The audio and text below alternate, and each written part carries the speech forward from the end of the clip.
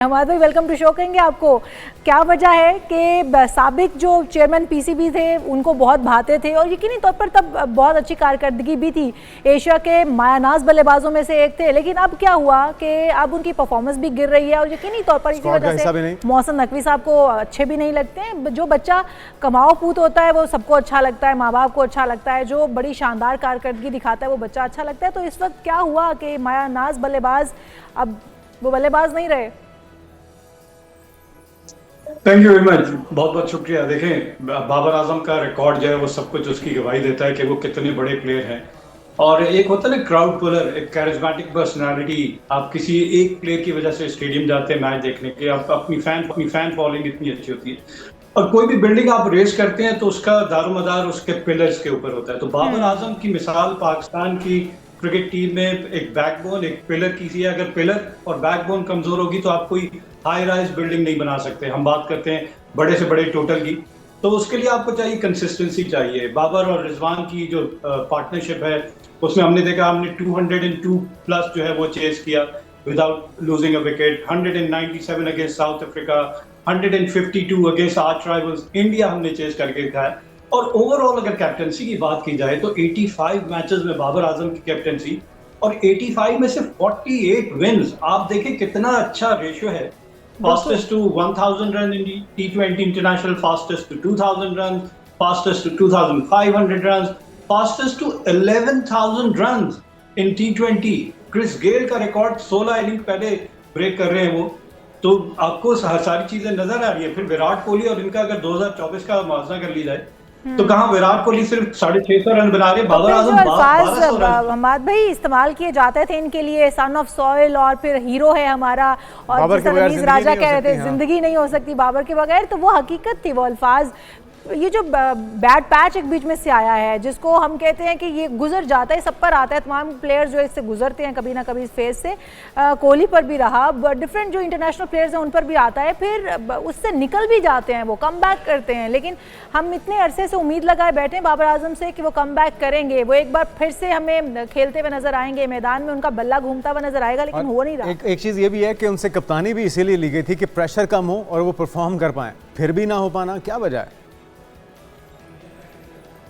देखिए, हमारी क्रिकेट में सबसे बड़ा एक ये होता है कि जो कोई भी प्लेयर बैट्समैन हो जाए, जब वो अच्छा परफॉर्म करने लग जाता है तो हम सबसे पहले उसको कैप्टेंसी बनाते हैं। देखिए, जरूरी नहीं है कि आप उसको कैप्टन बनाएं, जिस रोल में वो सक्सेसफुल है उसको उसी अंदाज में। हाँ, अगर उसके अंदर कैप्टेंसी की क्वालिटीज हैं तो आप जरूर बनाएं। बाबर ने प्रूव भी करके दिया, जिसमें आपको बताया 85 मैचेस में से 48 विक्ट्रीज बाबर आजम की एज कैप्टन।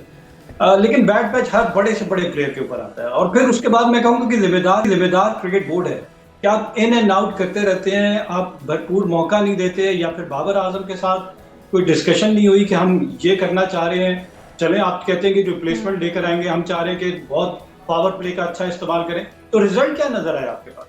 क्या बाबर और रिजवान की जो पार्टनरशिप थी उसमें कंसिस्टेंसी, एक प्लेटफॉर्म अच्छा सेट करके देते थे आगाज से। ये नहीं होता था कि मैच शुरू ही हुआ और आपकी 5 या 6 विकेटें गिर गई और फिर आप मुश्किल 100 रन भी नहीं बना पाते। क्या हमाद भाई धड़ेबंदी इसकी बड़ी वजह है? हमने देखा एक टाइम पे ग्रुपिंग हो गई थी एक सीनियर प्लेयर्स का, एक वन ऑफ इनिंग कह सकते हैं, लेकिन इन द लॉन्गर रन आपको कंसिस्टेंसी चाहिए। बेसिक क्रिकेट की अच्छा हमाद भाई गुजारिश सुनिएगा, तो बाबर जो कि अच्छी क्रिकेट खेलते हैं, एक सेंसिबल क्रिकेट खेलते हैं। देखिए छक्के। अच्छा हमाद भाई इसकी क्या वजह है? लगता यूं है कि कोई धड़ेबाजी है, कोई सियासत इसके अंदर इन्वॉल्व है जिसकी वजह से हम देख रहे हैं कि बाबर आजम इस नौबत तक पहुंचे। क्योंकि अभी भी सिलेक्शन होती है तो कप्तान को कहीं से पूछा नहीं जाता किन प्लेयर्स को इसमें ऐड किया जाएगा, किन प्लेयर्स को बेंच स्ट्रेंथ बनाया जाएगा, कौन से प्लेयर मैदान में उतरेंगे। तो क्या इसके अंदर सियासत इन्वॉल्व है, ग्रुपिंग हो रही है, क्या चीज़ है जो मुतासिर किया जिसने बाबर आजम को भी और हमारी पूरी क्रिकेट टीम को भी?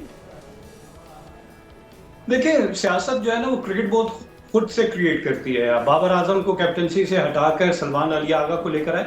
अब आपके सामने सलमान अली आगा के स्टार्ट्स अगर आप निकाल लें तो बड़े पैथेटिक नजर आ रहे हैं। और फिर सलमान अली आगा की जानिब से एक स्टेटमेंट आनी कि मुझे ऐसी इनिंग्स नहीं चाहिए कि आप 80-90 रन बनाए, इशारा बाबर और रिजवान की तरफ था। मुझे चाहिए इंपैक्टफुल इनिंग इंटेंट के साथ। तो कहाँ इंटेंट के साथ इनिंग आपको कंसिस्टेंसी के साथ नजर आई? मोहम्मद हारिस की परफॉर्मेंस उठा के देख लें, साइम अयूब की परफॉर्मेंस उठा के देख लें, अब्दुल्ला शफीक की परफॉर्मेंस देख लें, 3 कंसेक्टिव डक्स और वो पाकिस्तान टीम में।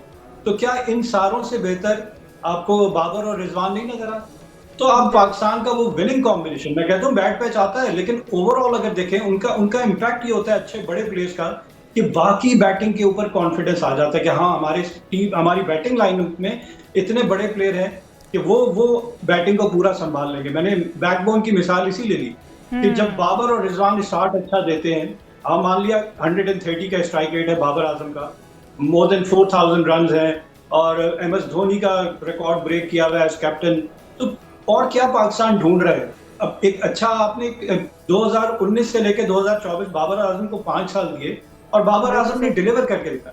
क्या वजह थी कि बाबर आजम क्या बूढ़े हो गए थे, उनकी एज फैक्टर सामने नजर आ रहा था कि हमें रिप्लेसमेंट चाहिए सलमान अली आगा।